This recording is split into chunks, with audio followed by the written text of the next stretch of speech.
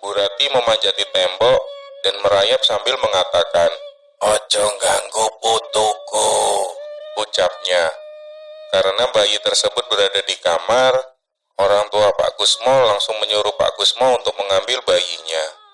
"Mo Kusmo, bayi nih, juputan bayi nih, sosok kui ngincar bayimu." Kisah Nawa yang akan bercerita tentang kisah misteri, horor, dan supranatural yang ada di sekitar kita. Akan Nawa kisahkan untuk kalian semua. Berikut kisahnya.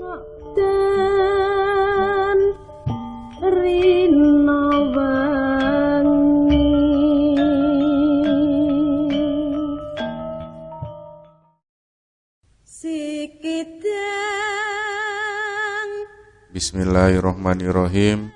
Assalamualaikum warahmatullahi wabarakatuh. Selamat datang di Kisah Nawa. Cerita kali ini ditulis oleh Restu Wiratmaja.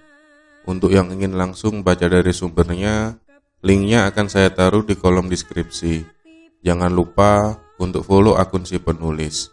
Dan jangan lupa juga untuk subscribe, like, komen, dan nyalakan lonceng notifikasinya agar mendapatkan update terbaru dari Kisah Nawa.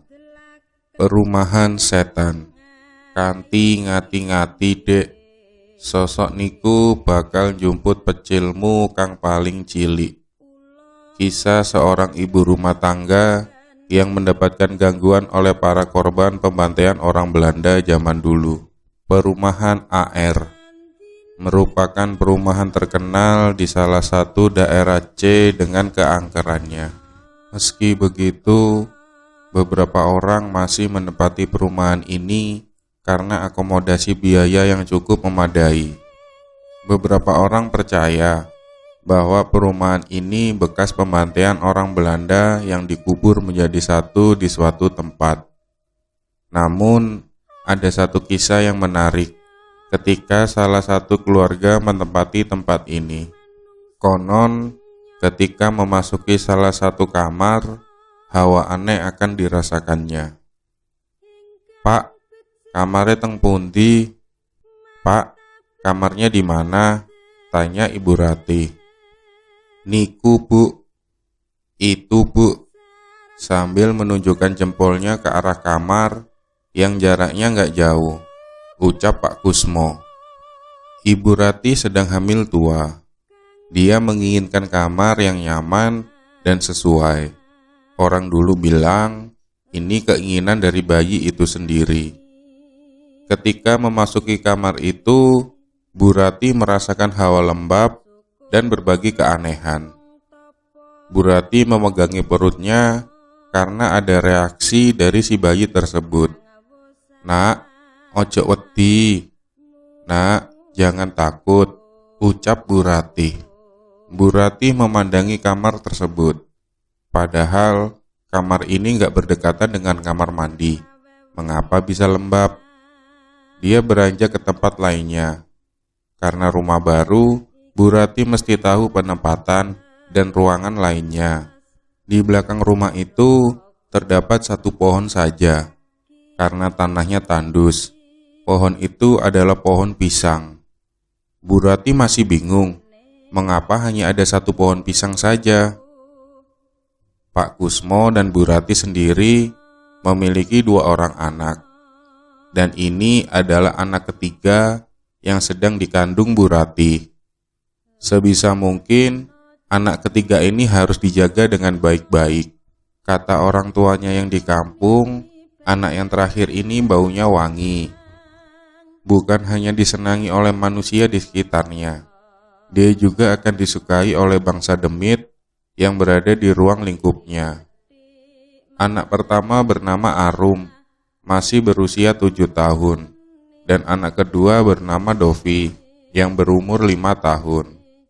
Karena masih baru, Arum dan Dovi tidak diizinkan untuk bermain di sekitaran rumah. Bulan pertama, Pak Kusmo menempati rumah ini terasa aman dan nyaman. Gak ada gangguan. Paling hanya hawa merinding yang tiba-tiba saja membuat dia terbangun. Ketika 1 bulan menuju kelahiran, banyak sekali gangguan-gangguan yang dialaminya. Konon, setiap tengah malam, jendela rumahnya selalu diketuk-ketuk oleh orang tak dikenal. Padahal, perumahan ini belum terlalu banyak pendatang yang mendiaminya. Karena merasa sangat mengganggu, akhirnya Pak Kusmo sendiri menjaga malam tanpa tidur. Niatnya untuk menunggu siapa yang selalu mengetuk jendela itu. Tepat tengah malam, jendela rumahnya diketuk, persis dengan hari-hari sebelumnya. Pak Kusmo dengan cepat membuka gorden jendela dan ingin melihat siapa orang yang jahil mengetuk jendelanya. Ketika gorden dibuka, nggak ada 1 orang pun yang dia lihat mengetuk rumahnya. Pak Kusmo kembali menutup gorden dan duduk kembali di ruang tamu.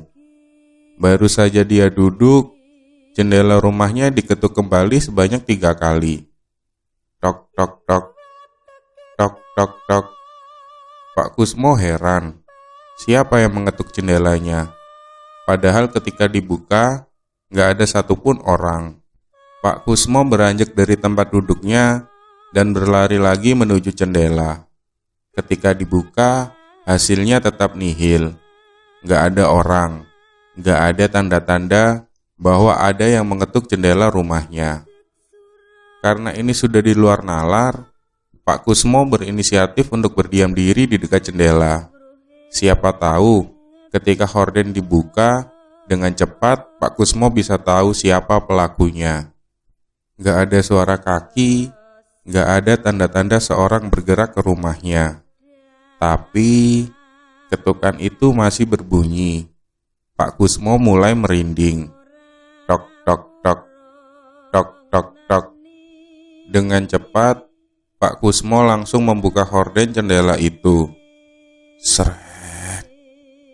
Ketika dibuka, dia kaget melihat sosok nenek-nenek tua tersenyum kepadanya. Pak Kusmo langsung menutup gorden jendela.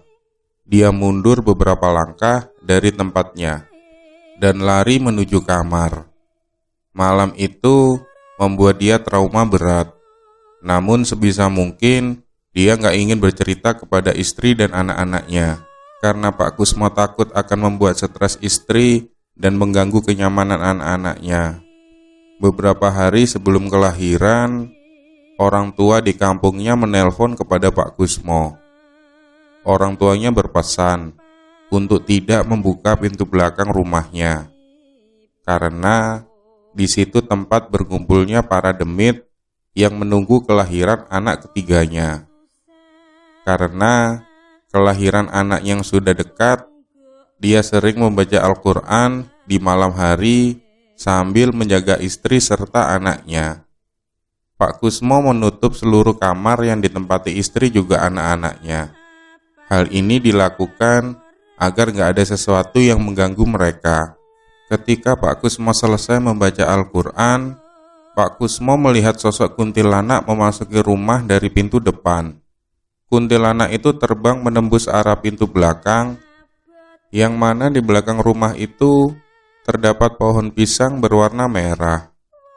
Atas kejadian tersebut, orang tua Pak Kusmo sering menghubunginya.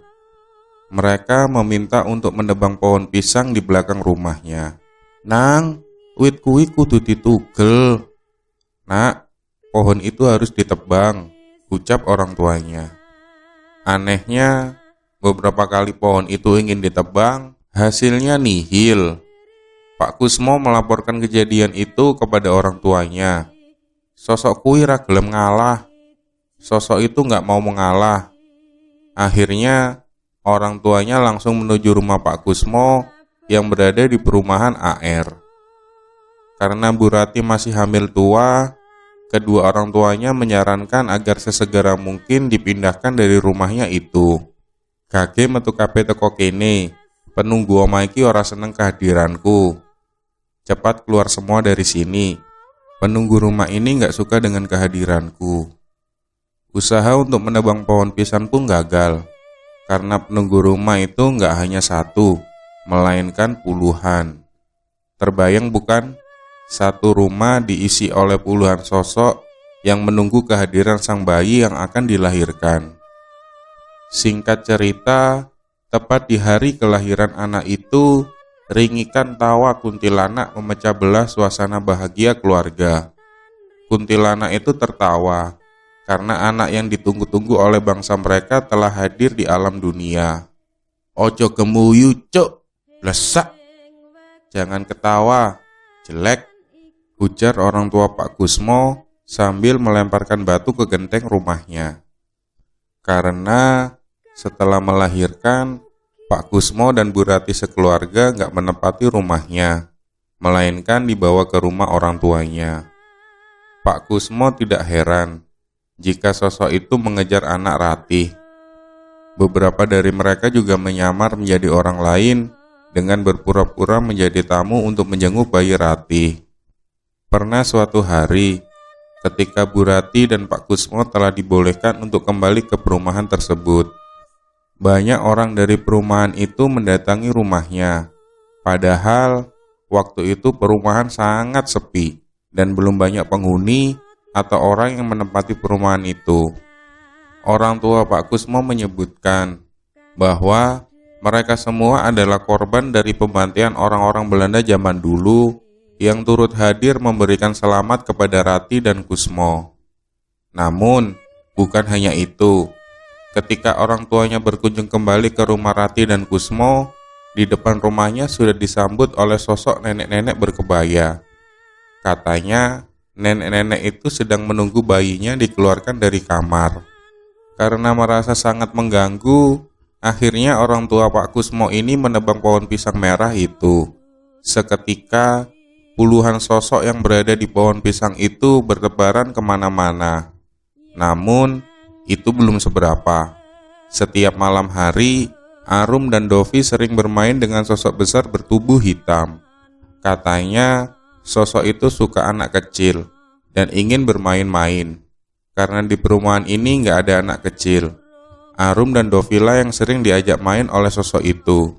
Sosok itu adalah Gendruwo. Pernah sosok itu diajak main ke dalam rumah. Ketika memasuki rumah, sosok itu berubah menjadi Pak Kusmo. Rati yang tahu kalau suaminya sedang lembur kerja, dia nggak mengizinkan si sosok menyerupai Kusmo ini masuk. Dia menyuruh kepada Arum dan Dovi untuk berlari dan memasuki kamarnya. Sosok itu mengajak tidur bareng bersama Rati. Dia terus menggedor-gedor pintu kamarnya agar segera dibuka. Bayi yang digendong Rati menangis. Sontak membuat Rati menjadi sangat panik. Dia pun membuka Al-Quran dan membacakan ayat kursi sebanyak 11 kali. Secara perlahan, sosok itu menghilang dan gak pernah mendatanginya lagi. Belum cukup sampai di situ. Pak Kusmo menjadi sangat hati-hati. Dia menyuruh kepada istri dan anak-anaknya agar gak keluar dari rumahnya sebelum Pak Kusmo selesai bekerja. Masih ingat dengan sosok nenek-nenek itu? Dia masih belum menyerah, dan kali ini dia kembali untuk meneror Bu Rati pada malam hari. Tok tok tok. Bu Rati kira yang mengetuk rumahnya adalah suaminya. Dia pun keluar kamar untuk membukakan pintu rumahnya. Ketika pintu terbuka lebar, sekelebat bayangan hitam memasuki rumah itu dengan cepat. Bu Rati tahu yang masuk barusan adalah sosok pengganggu yang ingin mengambil anaknya. Dia pun langsung menuju kamarnya. Ketika dia ingin membuka kamar, dia mendengar suara orang tua sedang menggendong bayi sambil menyanyikan lagu pengantar tidur. "Jenengan sinten? Kamu siapa?" tanya Bu Rati dari balik pintu yang masih tertutup. "Aku mohon, jangan ganggu anakku," pinta Bu Rati. Karena bayi itu menangis, Bu Rati langsung masuk ke kamarnya. Di kamar tersebut, si bayi sudah diletakkan begitu saja di lantai. Bu Rati langsung mengambil anaknya dan menggendongnya kembali. Ketika dia melihat meja tempat dia melakukan make up, sisirnya penuh dengan uban. Dikarenakan kejadian ini sering terjadi, Pak Kusmo pun resign dari pekerjaannya. Dia lebih memilih menjaga istrinya daripada terus-menerus lembur kerja. Namun, semenjak kejadian si sosok nenek itu berani masuk ke dalam rumahnya, Bu Rati mudah kesurupan. Sosok nenek itu nggak mau menghilang dari rumahnya dan terus-menerus akan mengganggu si bayi.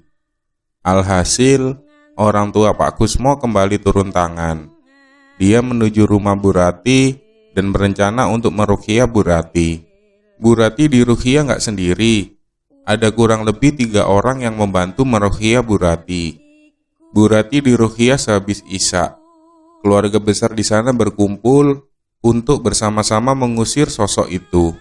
Ketika 3 orang ini mulai meruqyah Bu Rati langsung kesurupan. 2 dari 3 orang ini terpental. Semua yang ada di situ panik seketika. Bu Rati memanjati tembok dan merayap sambil mengatakan, "Ojo ganggu putuku," ucapnya. Karena bayi tersebut berada di kamar, orang tua Pak Kusmo langsung menyuruh Pak Kusmo untuk mengambil bayinya. "Mo Kusmo, bayi nih, juputan bayi nih, sosokku ngincer bayimu. Mo Kusmo, bayinya, ambil bayinya, sosok itu mengincar bayimu." Pak Kusmo segera mengambil bayinya dan menggendongnya. Bu Rati merayap-merayap ke tembok dan mencari cara agar mengambil bayi itu. 3 orang yang meruqyah itu mendekati Bu Rati sambil membaca bacaan khusus. Secara tiba-tiba, tubuh Bu Rati melemas dan terjatuh ke lantai. Bu Rati segera dibawa ke kamarnya. Sosok kuwi ra gelem metu. Sosok itu nggak mau keluar. Jelas peruqyah. "Dados pripun, Pak? Lalu bagaimana, Pak?" tanya Pak Kusmo. "Encepno pring kuning ning ngarepan omah. Insya Allah aman. Tancapkan bambu kuning di depan rumah. Insya Allah aman." Jelas si peruqyah. Pak Kusmo pun mengabulkan permintaan peruqyah tersebut. Keesokan harinya, setiap sisi rumah bukan hanya depan saja ditancapkan bambu kuning untuk mencegah sosok tersebut memasuki rumahnya. Diketahui, sosok nenek itu adalah korban dari pembantaian orang-orang Belanda zaman dulu. Ia terbunuh bersama dengan cucunya yang masih bayi. Menurut narasumber, mayat yang dibantai oleh orang-orang Belanda dikubur menjadi satu dalam satu lubang. Hingga sekarang masih bergentayangan. Setelah pemasangan bambu kuning itu selesai, sosok itu nggak pernah masuk ke dalam rumah Pak Kusmo lagi. Namun, dia masih sering mengetuk-ngetuk pintu dan mengintip bayi Pak Kusmo dari balik jendela. Sosok itu berjanji tidak akan mengganggu, karena jika sampai mengganggu, dia akan terkena tulah dari pemasangan bambu kuning yang ada di depan rumahnya Pak Kusmo. Semoga cerita ini memberikan pelajaran kita untuk selalu berhati-hati dalam memilih naungan. Apalagi tempat tersebut memiliki sejarah kelam yang belum kita ketahui. Itu tadi cerita yang ditulis oleh Restu Wiratmaja. Untuk kawan kisah Nawa yang ingin berbagi cerita, berbagi kisah, silakan bisa kirimkan ke email kisahnawa@gmail.com. Nanti cerita dari kawan-kawan semua satu persatu akan saya bawakan di channel ini. Dan semoga kita semua selalu dalam lindungan Allah Subhanahu wa Ta'ala. Amin ya Robbal Alamin. Wassalamualaikum warahmatullahi wabarakatuh.